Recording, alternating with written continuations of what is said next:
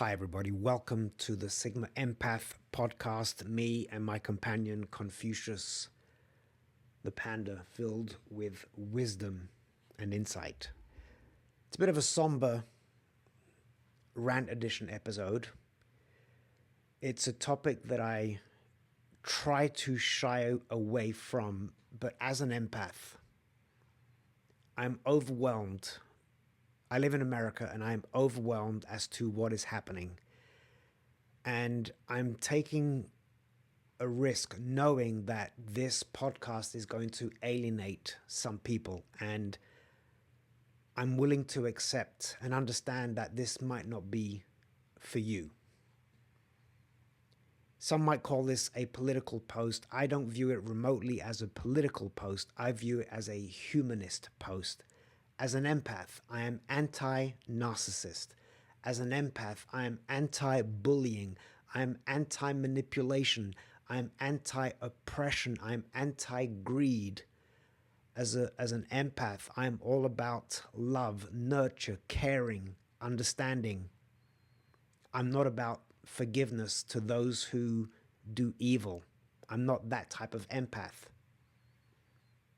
I'm a conscious empath, and a conscious empath, I believe, has the obligation to speak up against the narcissist, against the bully, and be a voice for the vulnerable. And that's what I'm doing in this podcast. I would love your thoughts. Again, I ask you to keep your agreements and disagreements respectful. It is a very, very contentious topic, what's going on right now in America. Incredibly divisive. A lot of people are hurt. A lot of people are afraid, including myself. As a man of color, a black man, white father, African mother, I would have been a slave in this country. I would have been victim to Jim Crow laws, to redlining. I am still a victim of the systemic racism that happens in America. I witness the homophobia. I witness the degradation and alienation of those who are not under the demographic of the Proud Boys and white supremacists, and all this hate. It breaks my heart. It breaks my soul. Again, this is not about politics. It's about trying to grasp the ugly of humanity. That humans, it's not a new phenomenon, it's not a new concept, but that humans have this ability to belittle, violate, undermine another demographic for being different. And now we've come to the most extreme version of America since whenever, how far back you want to go in history. This is not political. My issue is with a specific type of character, the narcissist, the sociopath. And it just so happens that now America's new president is a narcissist. I don't care that he's Republican. I don't care that if he was a Democrat. To me, it wouldn't matter because I'm not making this political. This man, with Elon Musk at his side, has already openly shown fascist behaviors. We know what happened with fascism in World War II. If you've done any history, you will remember the axis of evil. Hitler, Mussolini, Stalin, eradicating certain demographics of the population. My country of the Belgian Congo, formerly the Belgian Congo, formerly the Belgian Free State, victim of atrocities that are not talked about. We've heard about the 6 million Jews. Over 15 million Africans in the Congo were murdered, raped, pillaged by King Leopold II of Belgium, and it's not talked about. And so all of these atrocities are always a continuation of the same thing. A specific evil type of leader who through their hunger for power, their greed, their necessity to be able to control, violates the rights of everybody that does not align with their indoctrination, their philosophy. And I'm everywhere I turn right now on social media. I've gone off some of the social media platforms because I can't take it. But you can't deny what is going on. Wherever you turn, we need now to be aware of what is happening, specifically in America. And you can go down the path of immigration and whether that's right or wrong. I'm not going to get into that debate. But I'm looking at it from the perception of the concept of the American Constitution is being raped. Depending on what you want to believe, because now there's a lot of misinformation. So it's becoming really hard to know what to believe. And that's a part of the fascist agenda. If you look at the strategies of Hitler, misinformation, you put out so much information, people no longer know what to believe, they're confused. You pinpoint certain demographic as the result of, to fuel the hate, you point the finger at a certain demographic. You take away the rights. You take away the rights for people to become knowledgeable, to read. You erase history. Or you attempt to erase history. It's already happening. Books are being banned. Women's rights have been taken away. I'm not for abortion. But it's not for me to determine what a woman can do with her body. But again, these are issues. But what's happening now with allegedly birthright citizenship being taken away? That could include me. I naturalized. I wasn't born here, but I naturalized. So now this privilege could be taken away at any given moment. Because I'm speaking up. Who knows if this is what happened in Nazi Germany? They started with the Jews, then they started with the gays, and it was going to be only mass deportations. And then they were put into camps.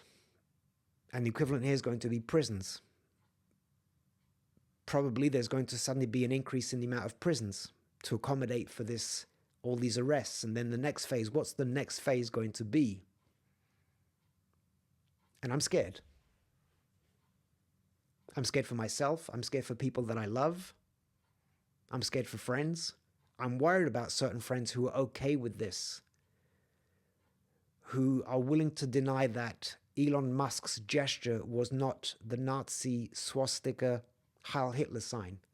I don't know how you can not see that it was. If it looks like a duck, walks like a duck, sounds like a duck, whatever that expression is, it was hate. And as an empath, we are the antithesis of hate.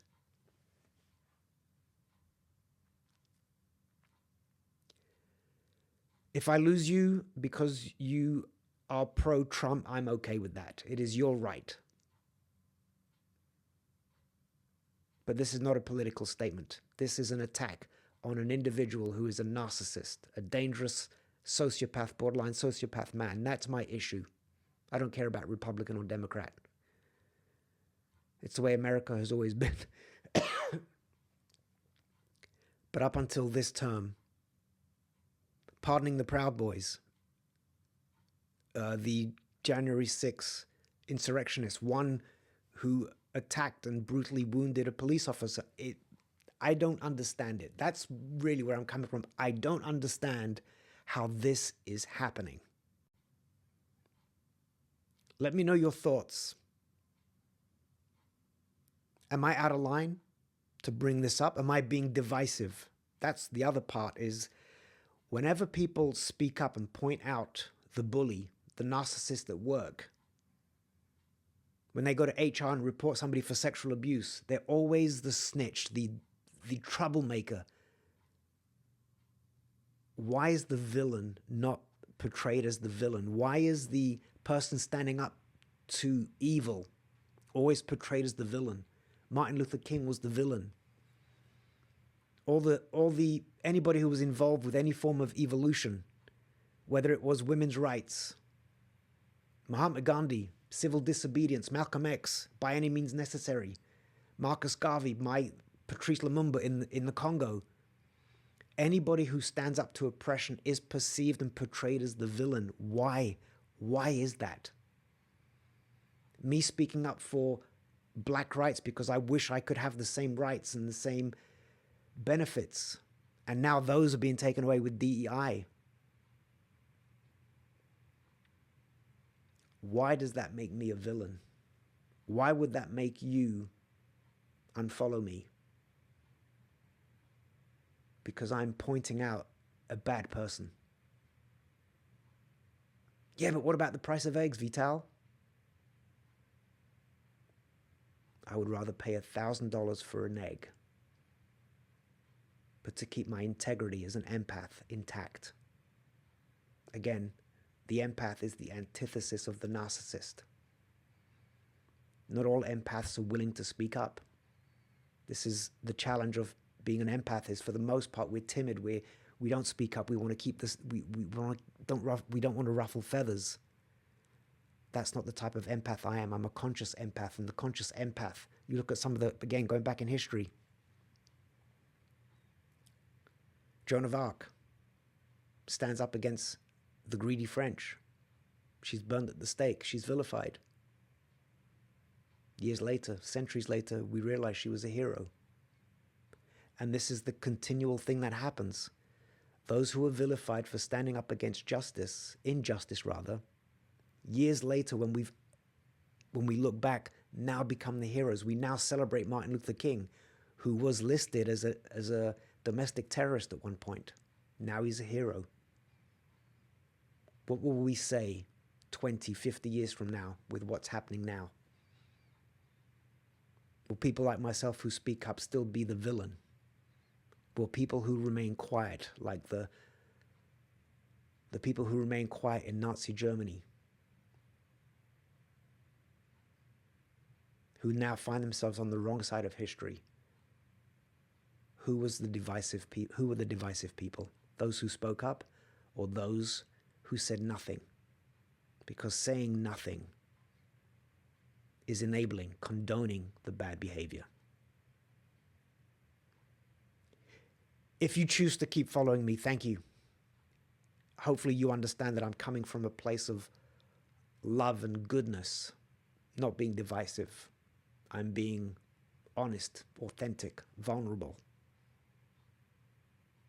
Hopefully I can inspire you to be the same.